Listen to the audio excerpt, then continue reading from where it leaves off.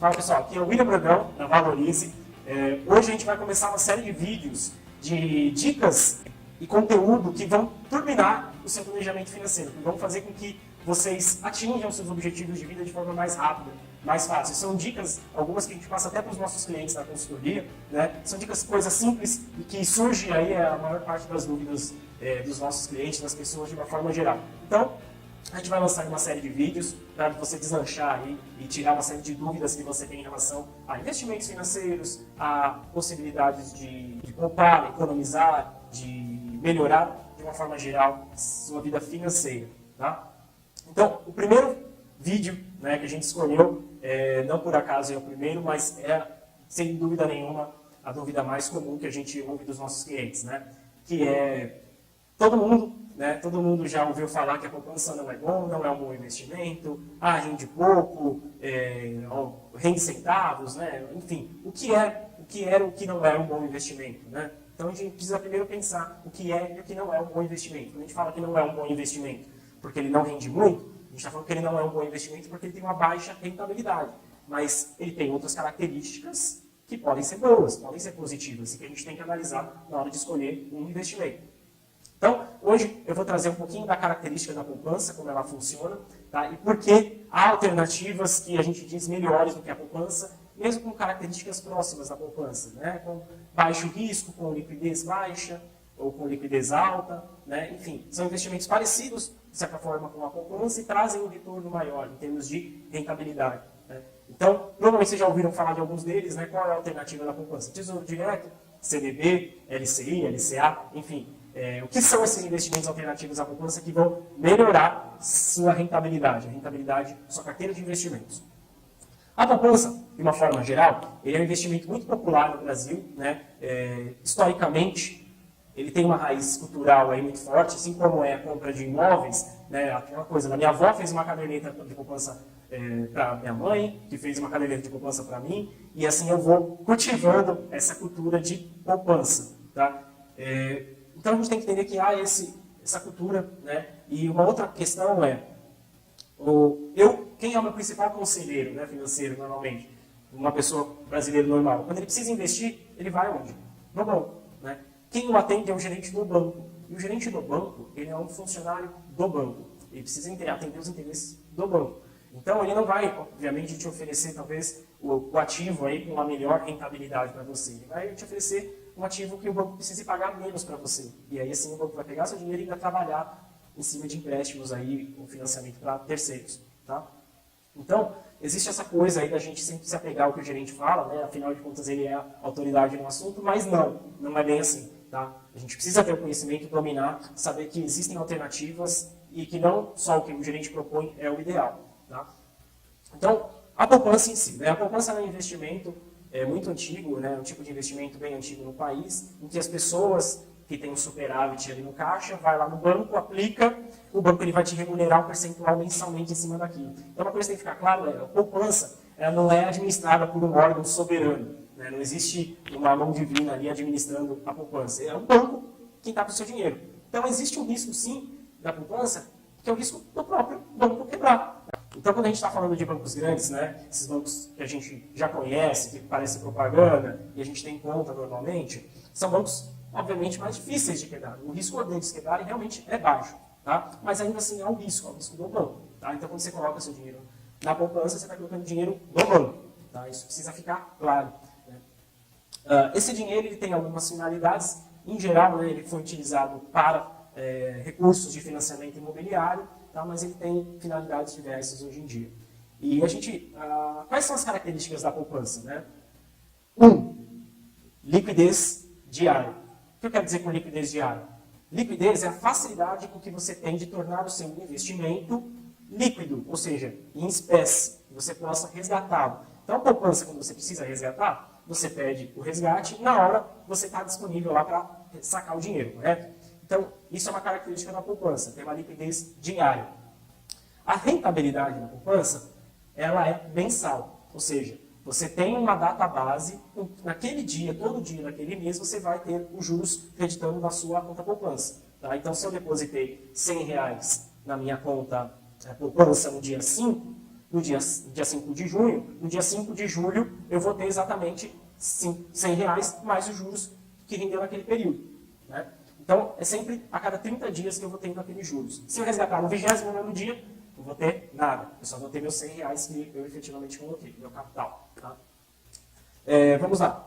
Características de risco na poupança, eu já falei isso. Risco baixo. Né? Então, ela tem rentabilidade mensal, ela tem liquidez diária e um baixo risco de crédito. Ou seja, por estar normalmente em instituições ali conceituadas, sólidas, estabelecidas, o risco daquela instituição quebrar é difícil, é raro. Né? E ainda assim tem algumas outras ferramentas, alguns outros artifícios que protegem a poupança. Tá? Então o risco da poupança é baixo, a gente considera baixo. Tributação, né? É uma outra coisa que precisa, uma outra característica que conta a favor da poupança. A tributação para investimento em poupança de pessoa física, ela é isenta. Tá? Então, se você tem um valor guardado e precisa resgatar, você vai resgatar aquele valor que você está vendo no seu extrato, é o valor que efetivamente você vai resgatá-lo. Né? São características aí, vamos dizer, principais da poupança. A rentabilidade dela, eu vou falar em termos de relação com uma taxa que é conhecida CDI. Tá? Não sei se vocês já ouviram falar, até pode ser um próximo tema aí para a gente explicar o que é essa taxa CDI, mas hoje o que vocês precisam entender é que essa taxa, a poupança, ela rende 70% em média do CDI. Tá? Hoje está em torno aí de 4%, um pouquinho mais de 4% ao ano. Né? Vou falar agora do Tesouro Direto. Né? O que é o raio do Tesouro Direto? Que todo mundo diz que é bom, que não é bom, que é arriscado, que não é arriscado. O que é o Tesouro Direto? Né? Você, quando precisa de crédito, né? Você vai fazer o quê? Você precisa de um dinheiro que você não tem. Você vai correr no banco e vai pedir um empréstimo para aquela finalidade, para você usar aí o que você precisa. Tá? O governo é a mesma coisa. O governo também tem ali receitas e despesas para gerenciar, e quando ele precisa de dinheiro, ele vai recorrer a um empréstimo. Tá? Quando ele disponibiliza um título do Tesouro Direto para o mercado, ele está falando o seguinte: pessoa, ou banco, compra esse título de mim, tá? Compra esse título de mim, ou seja, me capitalize neste momento, que em troca eu vou te devolver o que você está investindo em mim, mais um juros sobre aquilo. Ou seja, o governo está te pagando um juros sobre você, pelo fato de você ter emprestado dinheiro para ele. Tá? A ideia do Tesouro Direto é exatamente essa. Né? É o governo emprestar um dinheiro para você, de forma que ele vai te remunerar por um juros, pode ser pré-fixado, pode ser pós-fixado, enfim, isso aí depende do título que você compra. Mas é exatamente isso. Né? E o governo ele vai pagar, se for, por exemplo, um Tesouro Direto Selic, né, que é um título pós-fixado, ele vai te pagar exatamente a Selic daquele momento.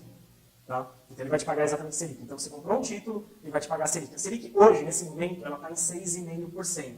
Tá? Lembra que eu falei que eu vou falar tudo em termos de CDI? Ela está em torno de 100% do CDI. Tá? Então a gente falou que a poupança está 70%, o Tesouro Direto está 100%. Qual é o risco do Tesouro Direto? É menor que o da poupança. Porque a poupança, você está colocando dinheiro no banco, que é uma instituição privada. Conceitualmente, ela tem mais risco de quebrar do que o governo. Tá? Um banco ele tem mais risco de quebrar do que o governo. E então, quando você empresta dinheiro para o governo, seu risco é menor até do que a própria poupança.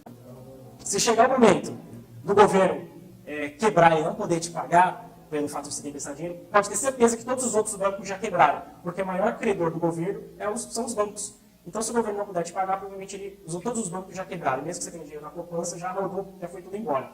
Tá? Mas é um risco muito baixo, que a gente considera o menor risco do mercado. É o Tesouro Direto. Tá?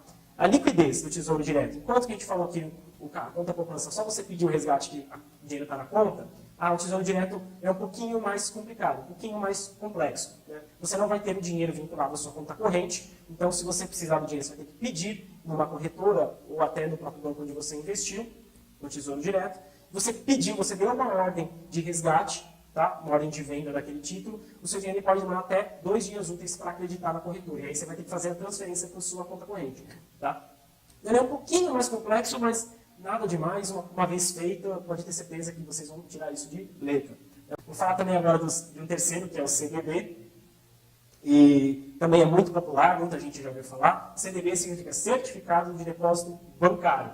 Ou seja, é um dinheiro que você está emprestando para o banco. É um pouco parecido com a poupança, só que o CDB ele tem finalidades mais abertas. O banco ele pode trabalhar da forma que ele quiser com aquele dinheiro. Tá? Então, o CDB, quais são as características do CDB? Existem vários tipos de CDB. Existem CDBs com carência, existem CDBs sem carência, existem CDBs com liquidez, sem liquidez, enfim, existe uma série de tipos de CDB. Eu vou falar de um CDB mais próximo aí, que a gente está falando da poupança. Tá? O CDB com liquidez diária, tá? Ele tem um risco também da própria instituição que você está aplicando dinheiro. Então, se você está aplicando num banco grande, ele vai ter o risco daquele banco grande. Se você está aplicando dinheiro num banco pequeno, você vai ter o risco do banco pequeno quebrar. Tá? Mas, porém, contudo, existe um negócio, um artifício chamado FGC. FGC significa Fundo Garantidor de Crédito, ou seja, ele te garante que se um banco, seja ele pequeno ou grande, quebrar, e você tiver um valor de aporte de até 250 mil por instituição, no seu CPF, ele vai te reembolsar. Ou seja, mesmo que um banco pequeno, você invista num banco pequeno, e um banco pequeno, por acaso, porque a gente torce para não acontecer, mas ele quebre, você tem uma garantia de até 250 mil para reembolso. Tá? Então, ele é um investimento também que a gente considera de baixo risco. Baixo risco. Liquidez também podem ser diárias, né? Existem CDBs com liquidez igual à poupança, que você vai lá, pede resgate, ele cai na conta. E existem CDBs com carências, talvez um pouco maiores, 6 meses, 1 ano, 2 anos, 3 anos, até 5 anos. Né? Óbvio que quanto mais maior for a carência, melhor vai ser a sua rentabilidade, ou seja, mais o banco vai te pagar. Tá? O que acontece? Que normalmente a gente investe em CDB nos bancos grandes. Os bancos grandes, você acha que ele tem dificuldade de captar investimento? Muito pouco. Né? O banco grande ele consegue aí captar de forma muito fácil o investimento, porque ele tem um monte de cliente. O banco pequeno, talvez menos. Então, o que eu sugiro, CDB, se você for aplicar no CDB, você correr com o banco pequeno. Porque o banco pequeno ele vai te pagar melhor. A gente encontra aí CDBs de liquidez diária também de 100% do CDI, enquanto um banco grande vai te pagar em torno de 70% a 80%. Tá? Ou seja, é próximo da poupança. Agora tem um fator que eu não falei nem no Tesouro Direto e nem no CDB, que é a tributação.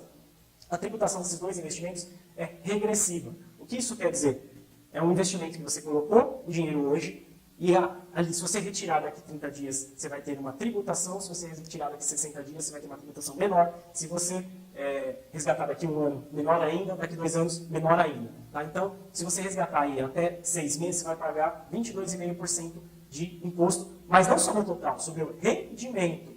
Tá? Sobre o rendimento. Por isso que ainda assim vale a pena correr com o CDB para o Tesouro Direto, mesmo que você tenha um imposto de renda sobre o rendimento. Porque ainda assim, se a gente está falando aí de uns investimentos, fica pelo menos 1 mês rendendo, já está valendo a pena. Já está valendo a pena, já está rendendo mais que a poupança, mesmo que a poupança seja isenta. Tá? Então, pessoal, é isso que eu queria falar. Obviamente eu não vou conseguir tirar todas as dúvidas aqui nesse vídeo, mas pode comentar, pode mandar e-mail para a Valorize, eu estou aí, pode mandar e-mail para a gente, adicionar a gente no Face, no Instagram, enfim, todos os canais aí de contato que eu vou adorar ajudá-los, beleza? Então, gente, até a próxima, tchau, tchau.